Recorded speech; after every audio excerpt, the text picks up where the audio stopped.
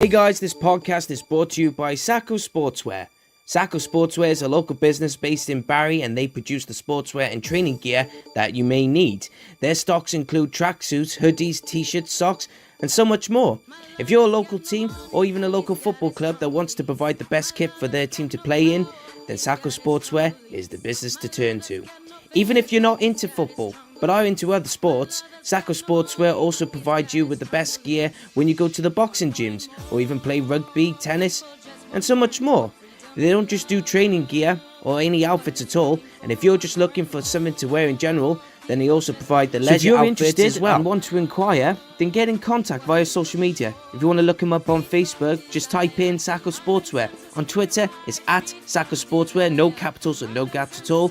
Or even on Instagram, same again, Sacco Sportswear with no gaps. Or even then, if you want to send them an email, it's at saccosportswear@gmail.com. They won't disappoint you, so get in touch. Sacco Sportswear on Facebook, Twitter and Instagram, or you can email again on saccosportswear@gmail.com.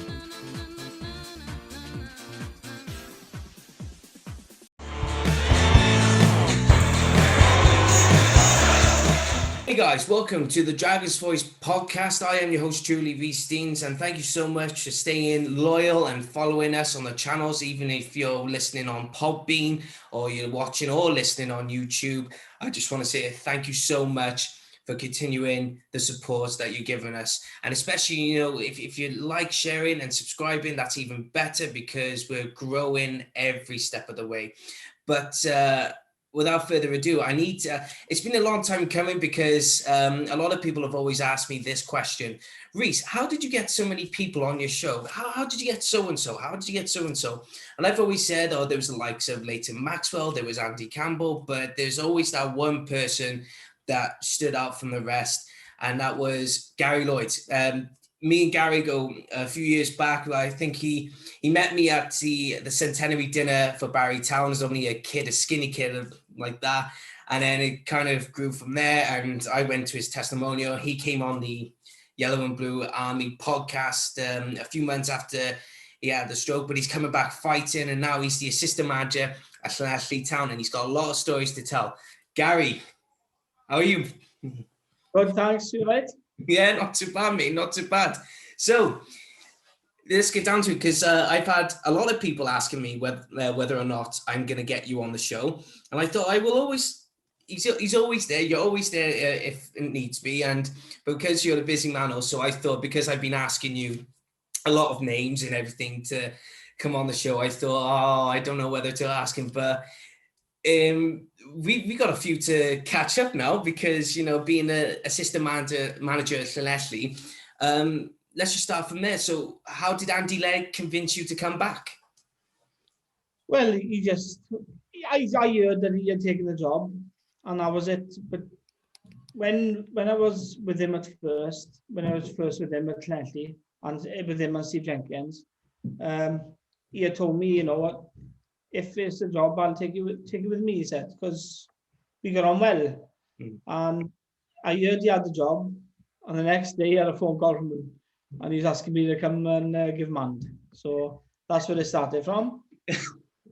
So it is a shame though, because of COVID, that you can't automatically start. But there's, have you prepared anything with the players, or is there any? No. I think we start back training next week. Okay. Well, it's been a long time coming. Definitely. Finally, we can get back to normal. A bit of normality would do me. I mean, I just can't wait for. I've been helping Barry Town out, and I know we're going to mention a lot about Barry Town, but the football clubs, especially not just probably those who are the clubs that are still playing, in the Cymru Premier, they're asking people to help out as much as they can, and it's fortunate that there are supporters who are willing to help out, whether it is at Barry or Carnarvon or whatever. So just helping them out then and just getting to see, the home matches, it's a bit of a relief really to see that. But you get clubs in Llanelli's position. I think you're quite stable, because of the people working behind the scenes. But then there are other clubs that are unfortunate because they need that finance and everything. But hopefully we'll just as time goes by with so many vaccines just coming and going, and we'll get some on the way. But this is the purpose of the Drags Voice podcast. We're here to talk about football, And so I got to ask you, first question on the job. How did you start your career? Where did Gary Lloyd come from? And what was the club he started with? Llanelli. Always been Llanelli all my life. From a kid, and from a under 16s level, that was the furthest I could go. We didn't have youth back then. From 16, you had to go straight into the senior squad. And I was floating in and out of the first team and in with the A team. About a year I was doing that, and then they brought the youth team in, so I could play with the youth team. So I played for the first team on a Saturday, and I played for the youth team on a Sunday, and that's what I've been all my life. Well, until Barry, obviously. Yeah. I got to mention one person because I don't know if you went to Barry probably around about the time that he passed away, but Robbie James I got to mention because he was playing manager for Llanelli. I think it was his last career spell. Was you there when he went down and was you there when he died, or was that before or after? No, I was unfortunate enough to be in the crowd then that day. What had happened was I was with him at Barry when I first went there. He left then the year after, but he went to help my father out. So my father was a manager of Llanelli, and he went as assistant with my father, player assistant with my father. And the bloke was brilliant. Robbie, people talk about legends. He was a proper legend. Yeah. And then I got so much time for Robbie. Well, I had so much time for Robbie. He was a brilliant bloke. An underrated player. A lot of people call him a very much underrated. He was, yeah. Because I'd play for Barry on a Saturday. I'd come home to Llanelli on a Saturday night, and the boys would ask, "Did Robbie play? How did he play?" And they didn't expect me to say how good he was. Until he signed for them the year after. They say, "Oh, that Robbie's a great player, and not just that, he's a great bloke as well." I said, I told you that last year. I said, but you got to know someone before you can judge them, and Robbie was class. So you said you were in the crowd when he passed away. I know we were going downhill on the sad notion straight away, but because you said you're in the crowd. So what happened? What was your initial reaction or response to that when Robbie went down? Because in the reports and everything, because he said he just dropped playing football and he just dropped. So what was your initial reaction or response to that? Well, the first thing I thought is he's hurt. Like if somebody goes down the pitch, you got to be hurt, and especially Robbie. Robbie wasn't the one that got a bad ankle, I'll go down sort of thing. And it was the way he fell as well.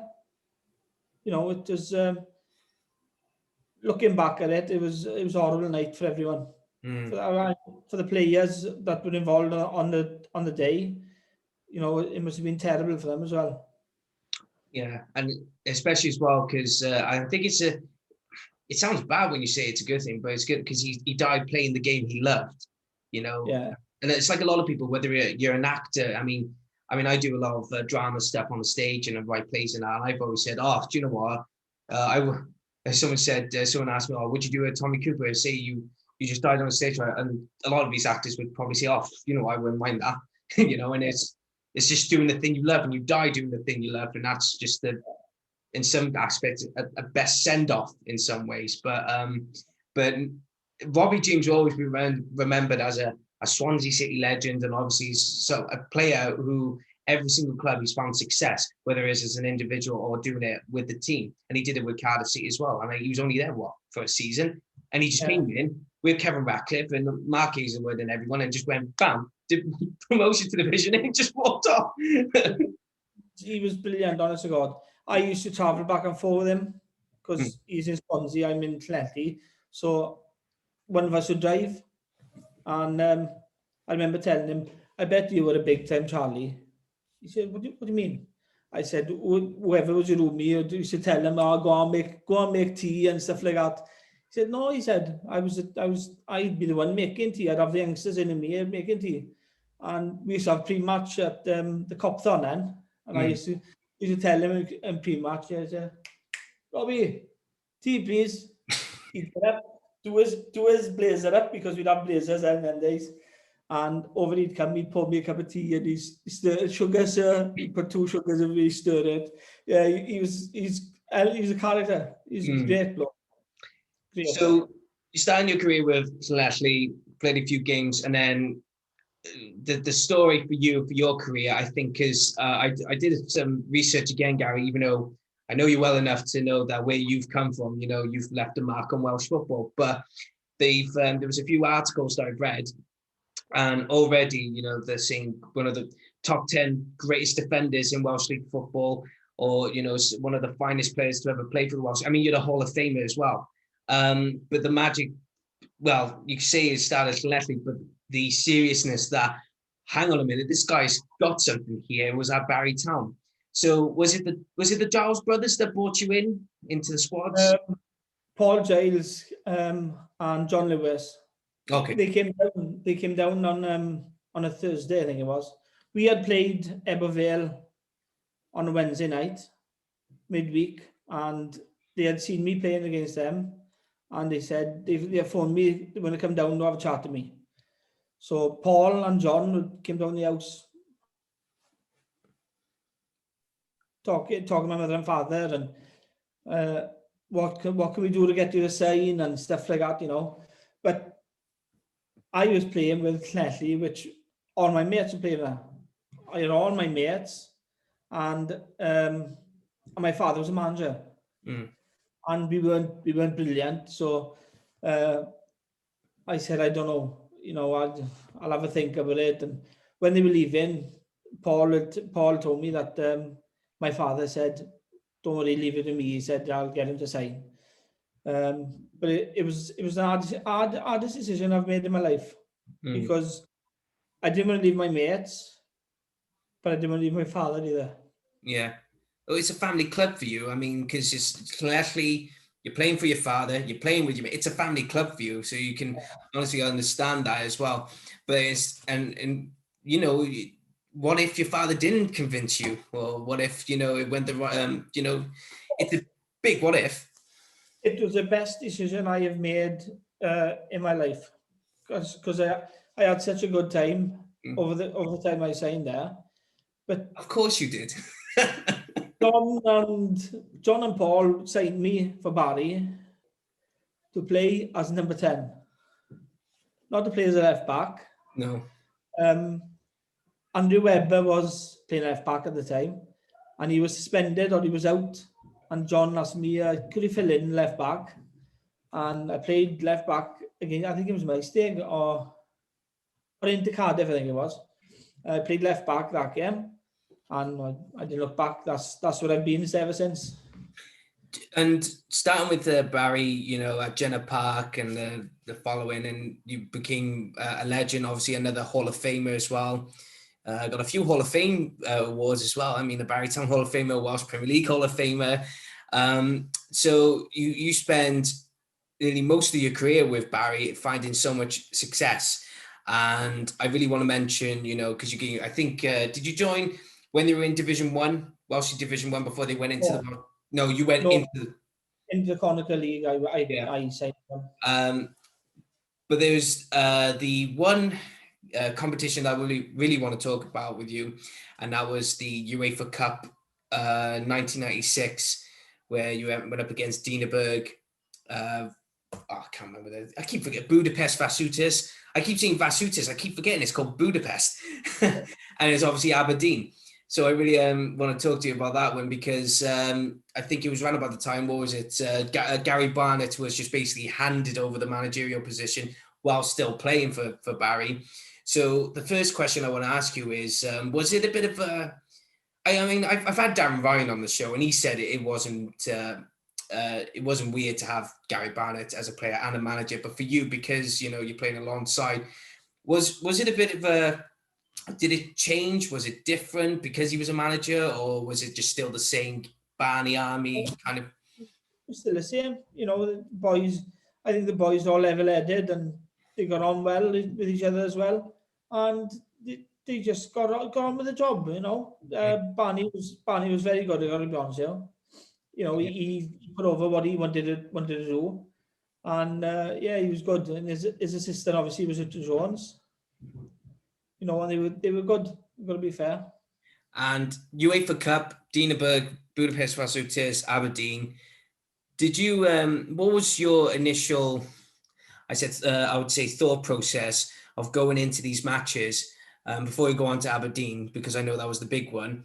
What was the plan so far? Was it just play as the best as you can, or was it right? Let's go for it. Because sometimes the attitude when you got Welsh clubs, especially Welsh League clubs, they just say, "Oh, let's just hope for the best," and because you're playing up against foreign teams that you don't really know how well they play. But you were part of the first team that actually reached, the first round proper stages of the UEFA Cup as a Welsh team. So what was that like? To be honest, we knew Barney had done his homework, and we knew that when they come away, they just defend. They put everyone behind the ball and defend as well as they can. But when they're home, it's a different kettle of fish. They're all out attack. But we managed to, I think it was 0-0 at home against Dienaburg, is it?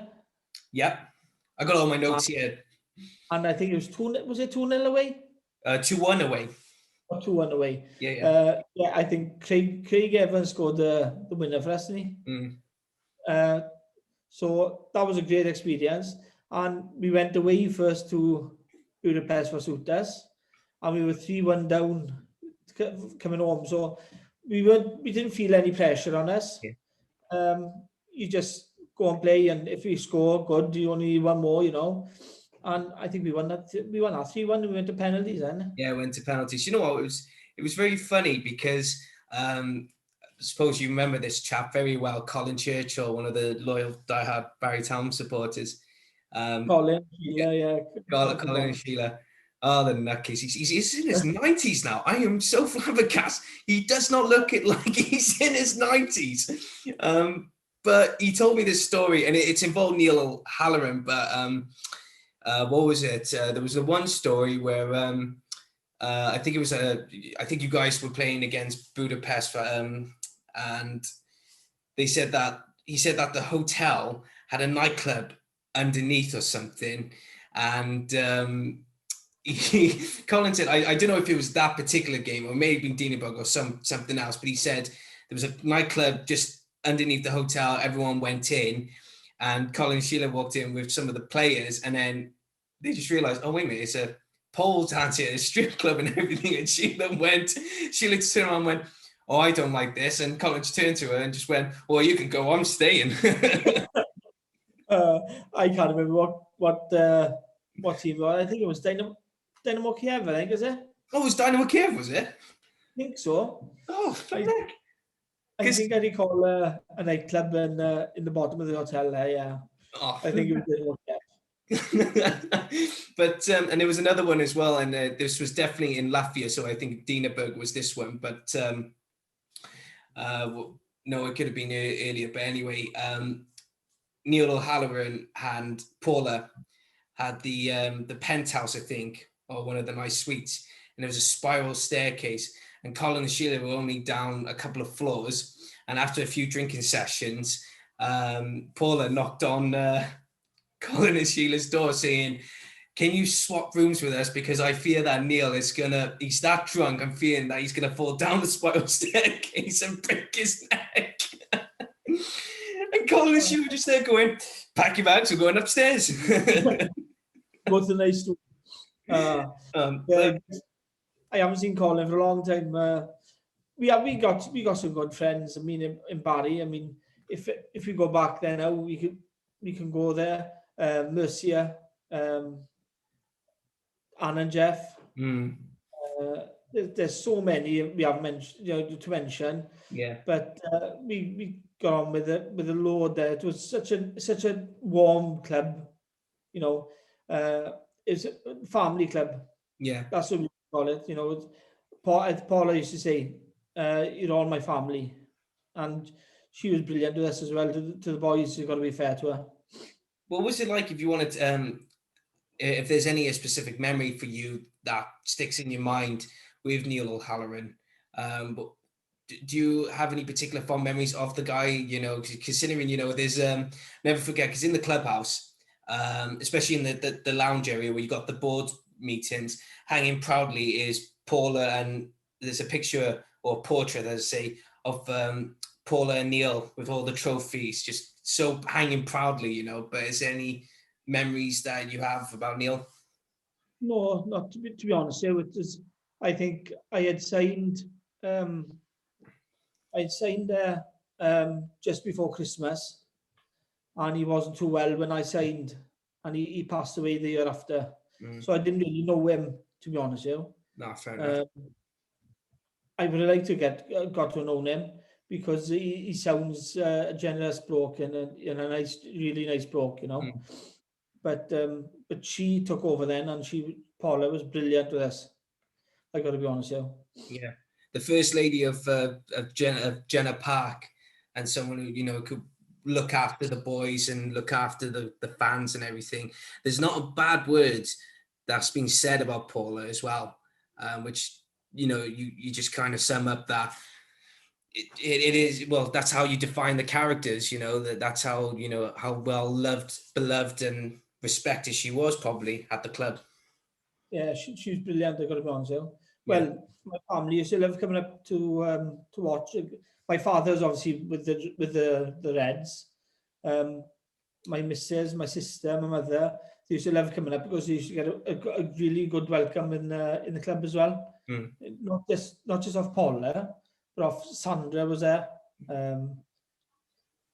Sandra, all Mercia, like I started saying now just now. Just such a family club, you know. It was, my mother used to love it. Do you know when you go, so after you beat Budapest Rasuters on penalties, then you qualified, there was a big news coverage going on that there was a few clubs that were mentioned, you know, about who Barry was going to play. Obviously, before it was Aberdeen, Newcastle was on the table. You know, would you have mind Newcastle, or was you just happy that Aberdeen was the team to play? I was happy with Aberdeen. It's a massive club, Aberdeen. You know, they had some great players there. They had Kyriakov, Stephen Glass, who's just taken over as manager there now. Dean Windass, was he? Dean Windass, Billy Dodds. You know, so that's some great players there anyway. So it was good for us to play a team like that, you know. Who's it that scored the goal then when you went up to Aberdeen's ground? Was it Richard Jones or David Gorman? Jones. Was that? Richard Jones. Richard Jones, yeah. Because, oh my God, I bet you were standing there going, shit, how's this going? We had said, if whoever scores, put your shirt over your head. And I don't know whether you've seen on the video. Oh yeah, he tries to do it. He's like, oh yay! Put it over his head. Yeah, it was brilliant. Yeah, great. And he almost scored a good one at the home game as well. How tough was it then to go back to Jenna Park, because it was peeing down? You had the temporary stands at the back, so there was literally 6,000 odd people there to watch Barry play. So how tough and how competitive? Well, I mean, the game was came to a 3-3 draw, and unfortunately you guys lost. But how determined was you guys to get back into the game and hopefully try to get as many goals as you can, especially with the weather as well? Yeah, well, exactly. I mean, we came out with 3-1 down, just enjoy the game, innit? We came out, I think David Gorman, or Pikey scored the first one, I think, did he? We've got a sneaky chance here. And I think they scored 2 quick ones. I think Billy Dodd scored the both, I think. So just carry on playing. But it was such a wet day, you know, anything can happen. So I think we took a 3-2 lead. And the last minute, which I was gutted about, what's his name? Was it? The one that scored Rose. Oh, I can't remember his name. I can't remember either. Rose scored the winner. Yeah. He was offside because I think it was Billy Dodds had touched the ball, and he was standing in there over my left shoulder, so I could see him offside, but the ref didn't see the Billy Dodds touching it.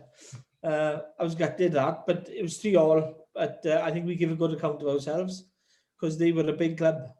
Mm. Well, the thing is as well, I mean, funny enough, I got the shirt, the home shirt that you guys wore as well.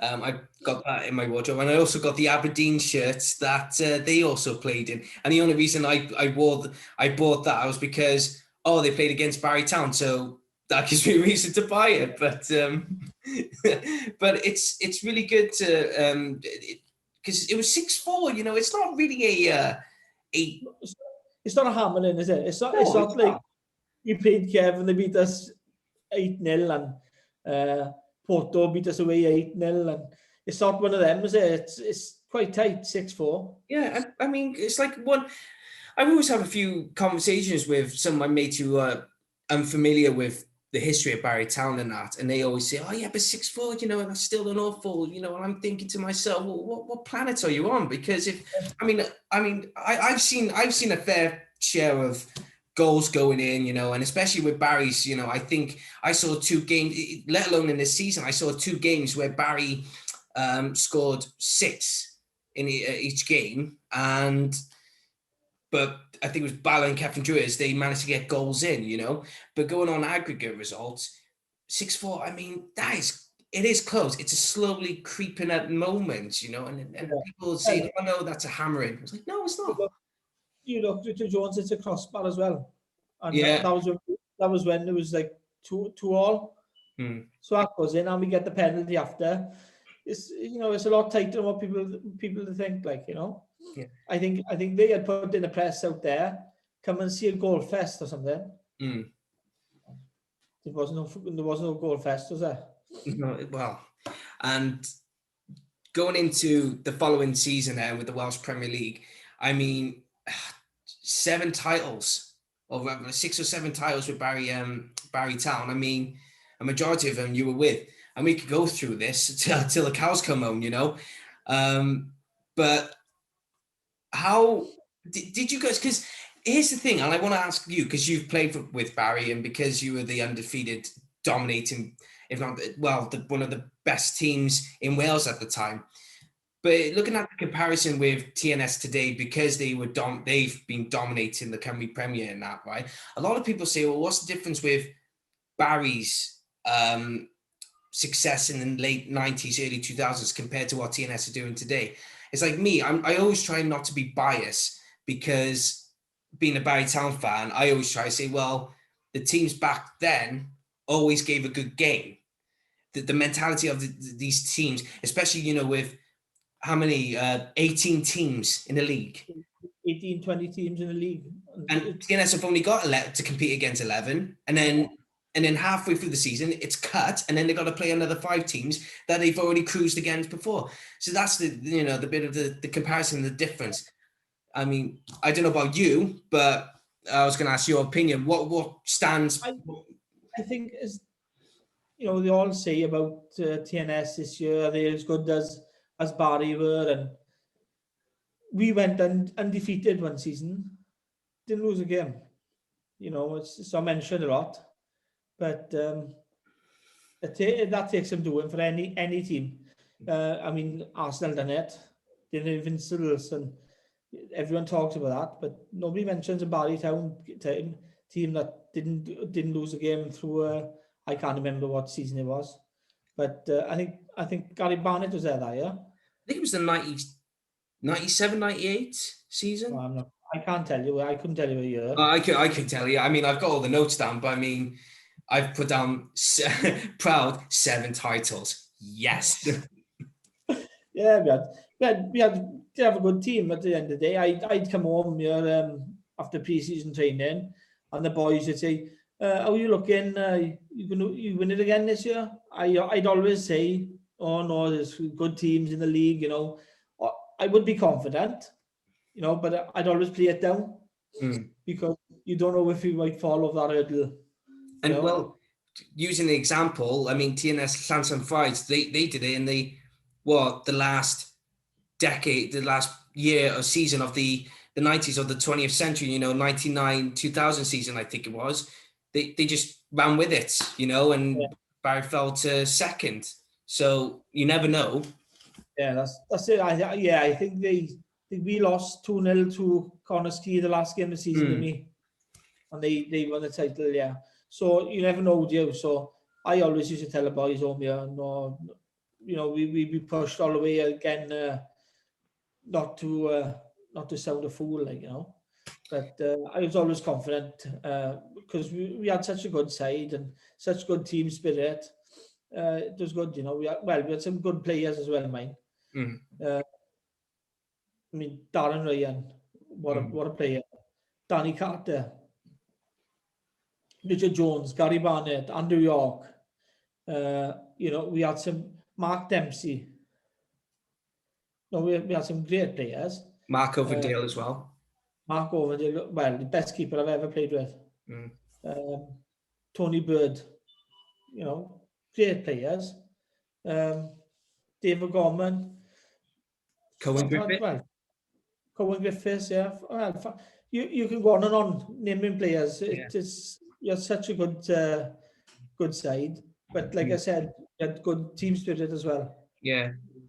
Well, one of the things that I really wanted to mention as well is that during your time with Barry Town, you had the team spirit, and no matter what, there was always going to be a competitive side. There's always going to be competition. So it wasn't just, I don't want to keep mentioning TNS Llanelli or TNS, whatever they want to be called now these days. For all I know, they're going to be just called Total Lack Monopoly Team or whatever. I don't know. But there was Bangor and obviously Connorski, even though they weren't as they are now, but they were still competitive. Cwmbran, I mean, crying out loud. I mean, Tom Pentra had a fair share as well. Brill, some of the finest teams. They're not as what they used to be in today's standard of football. But I mean, the one team that always sticks out in mind is Bangor City, because they were just trying to, and especially their supporters as well. I mean, you must have had some games where you've gone, oh Christ, here we go. I've got to be honest, the Bangor supporters were brilliant. They didn't like me, but I used to take that as a compliment.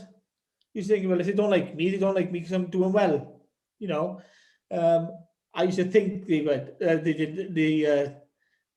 I used to think that's why they are getting at me, and I might be wrong. It might be just because it's me, But yeah, I used to enjoy games like that. Crowds get out there when I used to feed off that. We had some great games against Bangor. We had some good goals against Bangor as well. Dan Ryan scored a few great ones. Ivan Williams. Oh, how did that feel though? Because he was a former Carnarvon player as well, so that must have kicked him, punched him right in the gut, I bet. Yeah, well, he used to love scoring against Bangor. Of course he did. He was another good player. As I said about, we could mention him all day. It's unbelievable how many players we had. I was 94th player when I signed that season. To be 94 players, how many did you get rid of before I signed that? You look at that and you think, oh, am I 94? And though I wasn't the last player we signed that year, am I? I was about 7 or 8 after me. So they were finding their feet, obviously. The year after we won it. Yeah. So did you do you know what? I want to talk about now the Wales call-up that you had and go in more depth about it. So let's have a look. 1998, I think it's just coming off, or either before after one of the Dynamo Kiev games, you get the call to come and play for Wales. First ever League of Wales player to get a call up for the first team. So at first, what was it? What happened and how did it happen when you got that call? Well, Gary Barnett called me up into the office. I thought, oh, what have I done? Well, I've done something wrong, like. He said, Bobby Gould's on the phone. Yeah, right, I said. He said, he's on the phone. Speak to him, he said. So I took the phone of him. I said, no, not expecting anyone to be there. He said, it's Bobby Gould.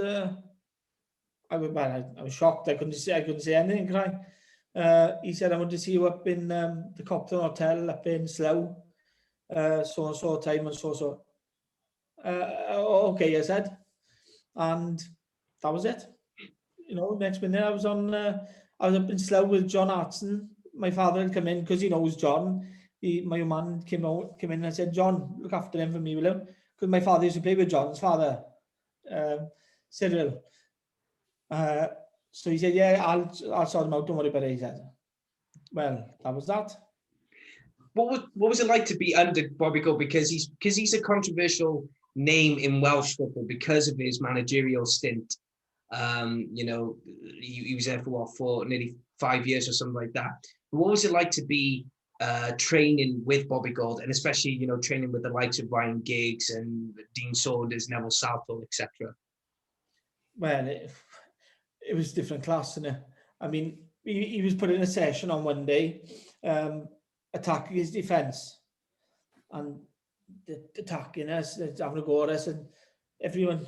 I was standing in line. I was about fourth in line, fifth in line, standing up. Next minute, everyone was down. I was like, what's going on here? Oh, go on, Lloyd. Go on in front of it. I went in the front of the queue. It was Ryan Giggs was attacking, and Chris Coleman told me, you best tie your lace next time. He said, you got to go one of them now. Oh my God, I thought, right, okay, show me his right foot. I showed him right foot. He done one step over, he cut inside and he put it in top corner. Chris said, that's it. Next time, he said, tie your lace. I said, I will. I said, once I see you all going down, I'll be doing the same. Yeah, but the boys are great. I got to be fair. I mean, I've come from Barrytown, and they're all in the football league. They could have been, who's this bloke, but they were brilliant. I got to be fair, really good. I was going to ask you then, did they treat you any different, or was it just he's one of us, so we're going to treat him like one of us? Yeah, that's exactly how they treated me. It was, I thought they would be a little bit, who's this bloke, but they were brilliant. Chris Coleman, Dean Saunders, John Hartson, they were all brilliant. They're going to be fair. So when it came down to the Belgium game, and before anyone thinks, oh, which one, because there's so many Belgium games that we played against, it's obviously we lost 3-2 in 1998 with that one. But what was it like to travel to Belgium, and who was your roommate before the game? Well, my roommate was Adrian Williams, Wolves, and being a Wolves supporter was great for me, wasn't it? He got injured the first day we went to Belgium, and he went home, and I was on my own. Oh. I was on Jack for the week, but yeah, it was a great experience for me. I want hide from the fact that I had a good time. Bobby Gould can say what you want about him, but he took me to Belgium in the World Cup qualifier. The only disappointing thing for me, obviously, I didn't get on. Do you think it would have been different if you would have won? If you would have gone on the pitch? Do you think that, say you got on the pitch, whether it be 5 minutes, 10 minutes, whatever, and after the game, do you think that maybe this is just a shot in the dark, really? Do you think that your career would have gone a different route, maybe? It might have. It might have, it might not have. We'll never know now anyway, will we? So there's no point thinking, if you have had little 10 minutes or it's not that for me. It's the cap, innit? It's a Welsh cap. I mean, some people give the right arm for them. I know I would. So it's just the cap in it. That's what I would have loved one, because I think Robbie Savage got injured in the 90th minute. I was thinking, right, put me on for him there. She put John Oster on. That was that was it. So my dream was over. I thought I might go on and have a cap, but I never did. But so what? I've had a good career. Can't knock it. Going on to still your time at Barrytown, of course, title, Welsh Cups. The one Welsh Cup game I really want to mention, though, it was, I think, in the early 2000s, so when Gary Barnett left to go to Kidderminster, I think, under Jan Mulby, I think. Of course, Richard Jones took over one season, but Kenny Brown came in at one point, in the early 2000s for the first 3 years. And the one Welsh Cup final that I always watch, always go onto YouTube and always watch it, was against Bangor. And I was at Park Avenue in Aberystwyth. That I've always said I would have loved to be, watching that game. What was it like to be part of it, and especially John Charles was there, to hand over the trophy. What was that like, the whole event itself? Yes, well, any cup you win is brilliant anyway. Especially the Welsh Cup. I used to love the Welsh Cup. It's such a nice cup to win, and such a good day out for everyone. It was phenomenal. I think we won the game 4-2, 4-1 or 4-2. 4-1. I remember Jamie Morley scoring a thunderblast of a goal at the end. I think John French scored a goal. He scored. Yeah, who else? Did Morley score 2? I think Morley scored. Yeah, he scored 2, yeah. Yeah, who was the other player? Michael Flynn. Oh, it was Mike Flynn, was it? Yeah. Oh, that's another player as well. Flynn neck. Yeah, is that another one there, Mark? There we go. We're going to name all the players in a minute. Yeah, Flinney scored a great goal, and Frenchie scored a great goal. So the 2 good goals to win any cup final, so yeah, it was good days. Good days. Did you ever go and speak to John Charles during that day? Not during that day. My father introduced me to him a couple of years before. My father was in an awards somewhere, and John Charles was there. And my father knew John Charles anyway. He said, "Come here, I want to introduce you to someone." And as it happened, it was John Charles. Lovely bloke again, like they call him, the gentle giant. Yeah. The Orvan, big, was he big, as they say, no pun intended, as in the name itself, but was he a big, because he was called Big John Charles or Big John or something. So was he just literally, oh shit? You think he was an old man when I met him? Yeah. You think a young man, big strapping young man. My father said he's the only bloke he's seen heading the ball over the crossbar from the halfway line in the vetch. So if he can do something like that, he must have been strong. And to never be booked, to never been given a yellow card and everything, right? And I will never forget this, right? Watching one of the old documentaries that John Charles had, I can't remember the player. He was either an Argentinian player or Italian player, but he was a character because he was a dirty tackler. He was I can't remember his name, but John didn't like his attitude, even though he was on the same team with him as him.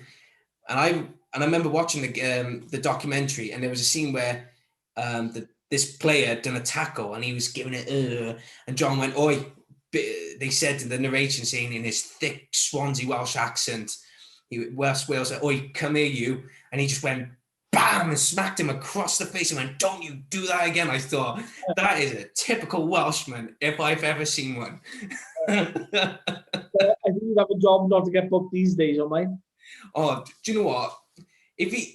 But that's the thing, though, because if in today's current situation of the game, you see players diving and everything, maybe he would have given the yellow cards and that. But I can guarantee you, if you bought that peak John Charles, whether he was at Juventus or he was at Swansea or Leeds, whatever, I would have felt that he would have literally grabbed him up, picked him up, and gone, get on with it. You know. Yeah, he may well have. And do you know what? No, I don't think even today's, if I talked about it with any Wales fan, I think they would have all agreed and said it's just John Charles, and people would still love him for that. And he celebrated this day. Oh, there's not a statue of John Charles anywhere in Wales. Well, probably is, and I don't even know about. Well, I don't know one anyway. Oh, do you know what? I don't. There has to be one. Let's do a campaign. But going on to still Barrytown, early 2000s. When did you first hear that there were problems with behind the scenes of the club? Well, we'd have meetings in the stand on training days. So I'd be traveling our 10 minutes to training, and I'd get to training, and there'd be a meeting. So we'd have a meeting in the stand, and that was that. That was it for training. So I'd say, boys, come on, we got to do something. You know, oh no, we're not doing it because we're not getting paid. We're not doing this. We're not. So that's when we first started getting the wind of it, and something's happening, and we'd have a meeting every day then, and it'd be like, oh, we got to do something. I'm not traveling nowhere, not to do anything, you know? And that was the start of it. Did you ever meet John Fashanu? Because a lot of people who are not a Barrytown supporter, a lot of people would point the finger at John Fashanu because he was the medium, despite the fact that there's a bigger picture behind the facade of what's going on, you know. Did you ever meet John Fashanu when he was at the club? I was going home one night, and I think I received an award for playing 450 games in the League of Wales. I think it was the 450th appearance, and he was going the same time, and he came over and he said, Gary, well done. He said it takes some achievement for anyone to play any league 450 times. He said, well done. And that was it. That was it. I didn't know him. I couldn't go up to him and say, hey, John, you all right? That was the first time I ever met him. And when it came down to, I remember speaking to Lee Phillips about it. Again, another player. But oh my God. Speaking to Lee Phillips about when we did the Yellow Blammy podcast show together, he said that during I think it was before the Vada Skopje game, which was the last European competition or European game for a long, long time for Barry. And I don't know from your perspective or anyone, because a lot of people could say a lot of things and, you know, you can't put the pieces together. But he told me that there was news that if Barry couldn't play the Vada Skopje game at home or away, that it would jeopardize the Welsh international team's position within UEFA, or if not FIFA as well. Would you say that's true, or would you say, have you heard differently, or? I haven't. I couldn't tell you. I haven't heard that. No. I knew after that game at home that night. I know it was my last game for Barrytown. Was you heartbroken by that as well? Oh, devastated. I'd been there for 9 years. And for me, well, I didn't play that game. I was on the bench, and Kenny put someone on that's just on trial at the club, and he didn't put me on. I thought, that's it, that's me done. I'm done with the club. And with that, Deco phoned me the day after. And I was in to meet Kenny the day after as well. Have you heard rumours you go in? I want you to stay, blah, blah, blah. I said, no, I just spoke to Nico. I said, I'm going. Because you don't play in the European game. Kenny, to be honest with you, Kenny did apologise to me for not putting me on. He should have put me on and blah, blah, blah. But I had made my mind up. I was going. And I was devastated. Absolutely devastated. I'm going to mention one more thing about Barry Town before going on to your success at Llanelli on your second spell. But there is no way I'm not going to mention Akin Fenwa, a young Akin Fenwa playing for Barry. I mean, I started my new job. I think you've probably seen it on Twitter or something when I announced it. Started my new job with Eat Sleep Media, and I showed them a picture of Akin Fenwa, a young Akin Fenwa playing for Barry Town, and it's the fact that they just look and went, in them days.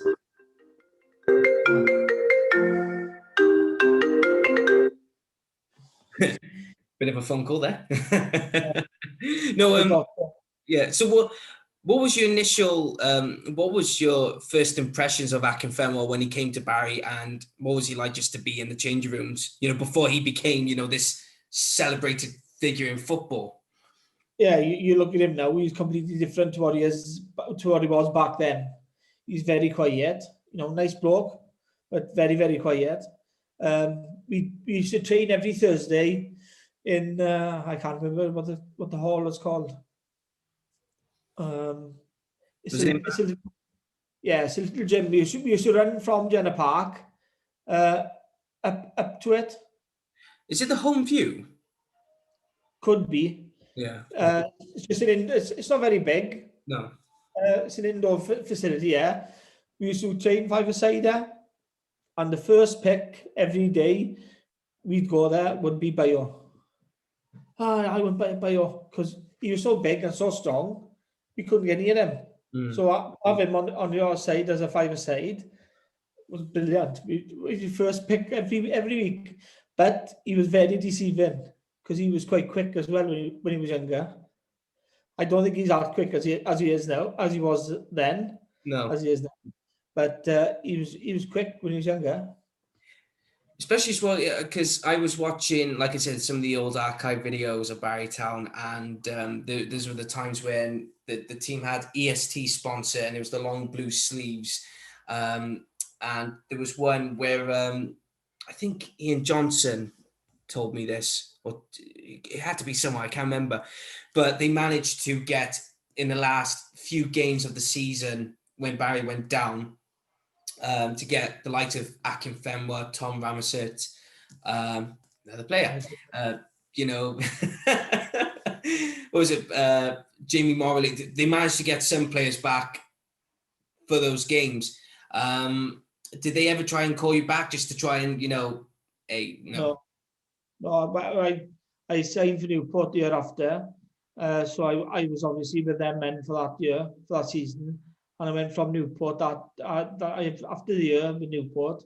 I'd gone to Carmarthen. Jonah had me down to Carmarthen with him. There's another good bloke for you, Jonah. Mark Jones. Yeah. Brilliant bloke.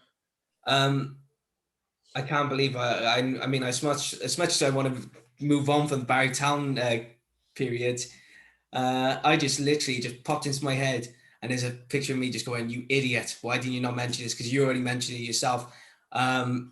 Porto, 8-0 away. Obviously, the likes of Deco were there, but the mood changed, everything changed, and a lot of people always try to say today, "You lost 8-0 in the first leg." Yes, but it's proven a point. It is still proven a point. You've had Cavallo, Candido, Quintana, or some of the names that would go on to win the Champions League or would go on to the likes of Chelsea, Real Madrid.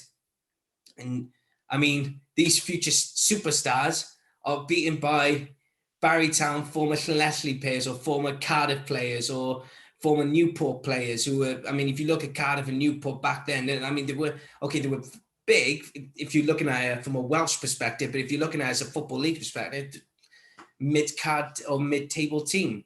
They were nowhere like they are now. No. They were like, probably back then, Wrexham were the best side I played. Swansea, we beat them. I used to talk to the Swansea boys. They used to hate playing against us friendlies. We play them every year as a friendly because of Europe. We're in early. They used to tell me they used to hate playing against you because we'd be running after the ball for 90 minutes. They wouldn't see the ball. They just, So Wrexham were the team, and you look at it now. Swansea are the team now. Cardiff just behind, and Wrexham are the least favorites in the league. You know. Yeah. So what was it like to when it came to Jenner Park? So it was Lee Phillips, Mike Flynn, and you scoring those 3 goals. So what was it like to go in and beat Porto 3-1 at Jenner Park? Oh, it's a great time for us. I mean, we knew we had already lost the game. They hadn't sent the big boys over like Deco, Capuccio, players like that. They sort of the second string, but at the end of the day, it doesn't say they played the second string. It's Porto one, Barry Town 3. You know, and that was the good thing I can say. I scored against Porto. Yeah. And it's still that famous picture of you just jumping in the air with the icon literally saying Barrytown 3, Porto 1, and you're jumping in the air. Because that's just proving a point as well. Because Welsh League, you know, whether they look at it, because majority, I knew teams were professional back then. I knew Barrytown were professional back in the day, and obviously there were a few other teams, but the League of Wales was still looked at as a non-league, you know, structure, even though it was the National League of Wales. And still, you know, you've beaten one of the top Portuguese sides, if not one of the top European sides in football. And that, regardless of aggregate, you've still done it, you know? Yeah, I mean, I think they went on to win the Champions League 2 years after.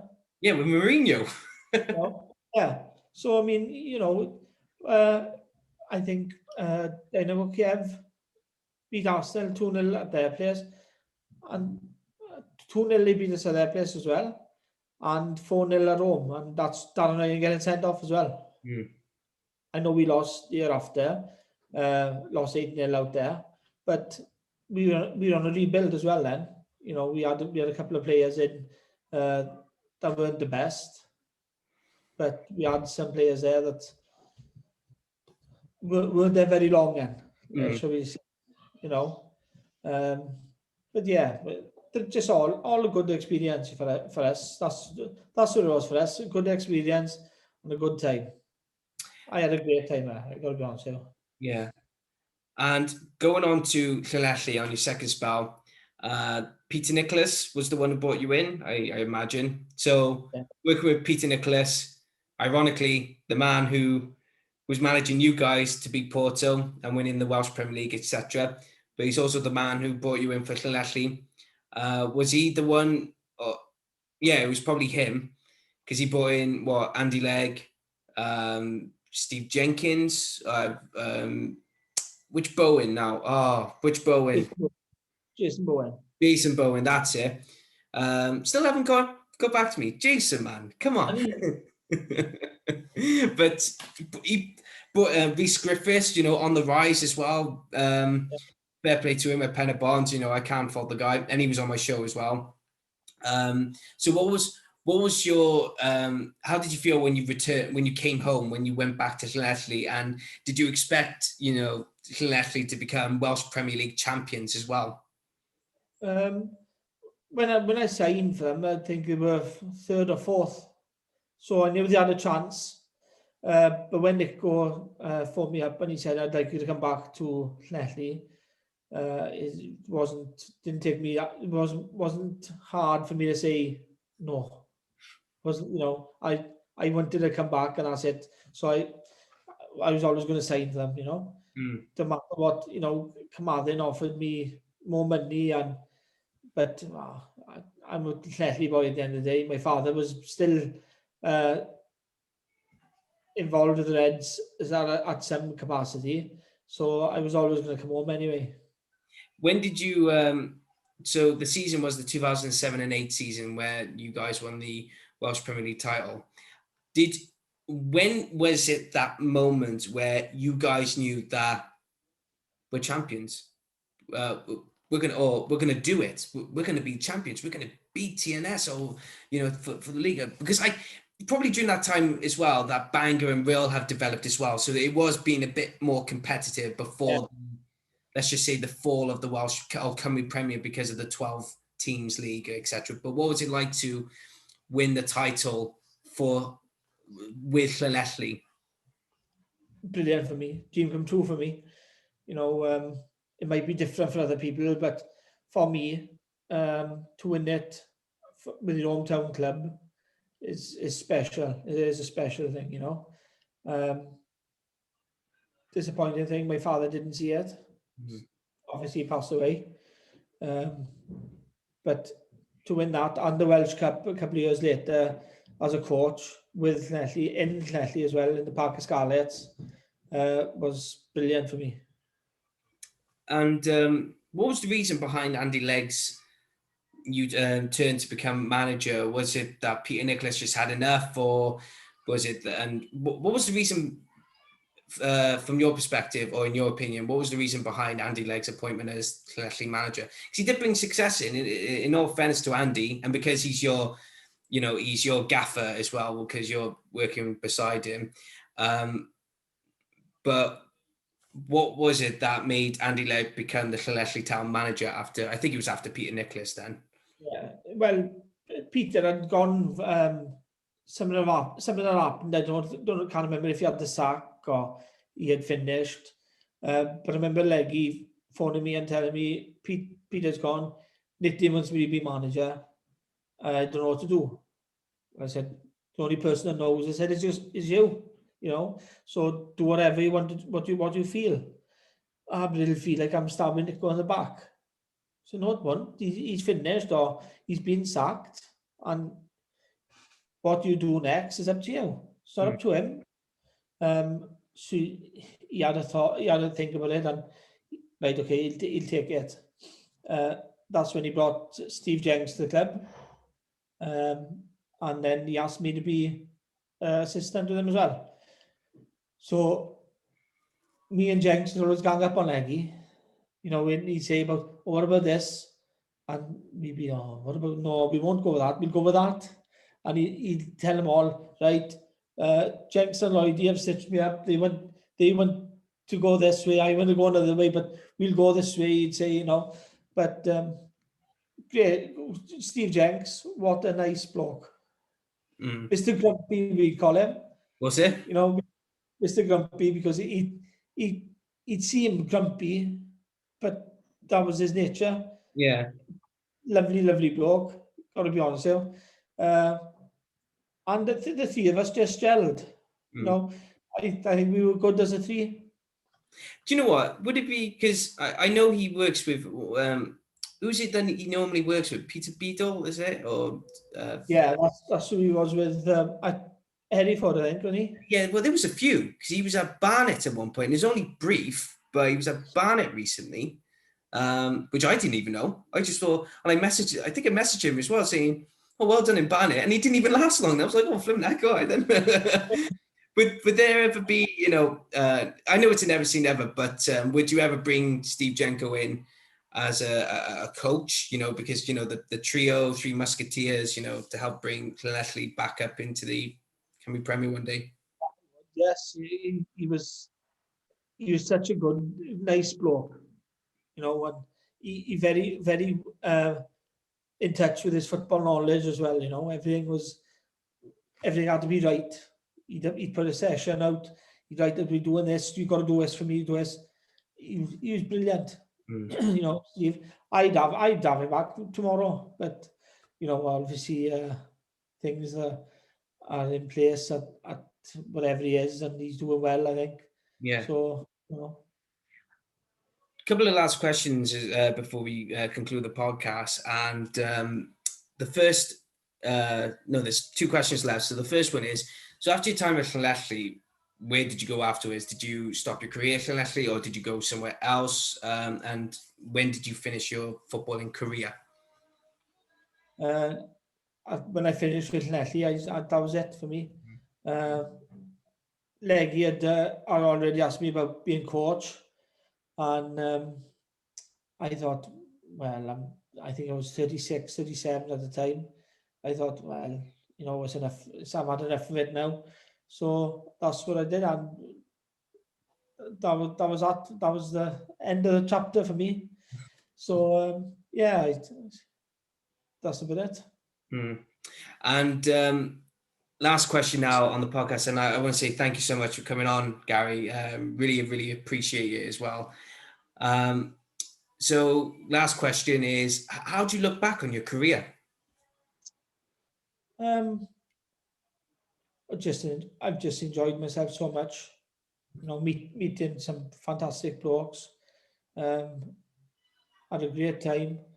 I just enjoyed myself. Enjoyed myself immensely. Wouldn't change a thing. Would not change a thing. Well, too freaking right, you wouldn't change a thing. Otherwise, what would Barry Town be like without you? Another thing, can I just say to Paul Giles, get well soon. Oh, what's the matter with Paul? He's had a bit of a fall, and he's had a knock. Get well soon, Paul. No, definitely. All the very best, Paul. And I spoke not long ago. I spoken to David as well. Yeah, I saw that. Yeah. Yeah. I was telling the missus, I said, Giles, what's he, 60, 65? Yeah. I said, his memory is brilliant. Because I, to be honest, I've struggled tonight trying to think of this and that, because since the stroke, my head's gone. It's and my speech is gone, and but I've tried my best.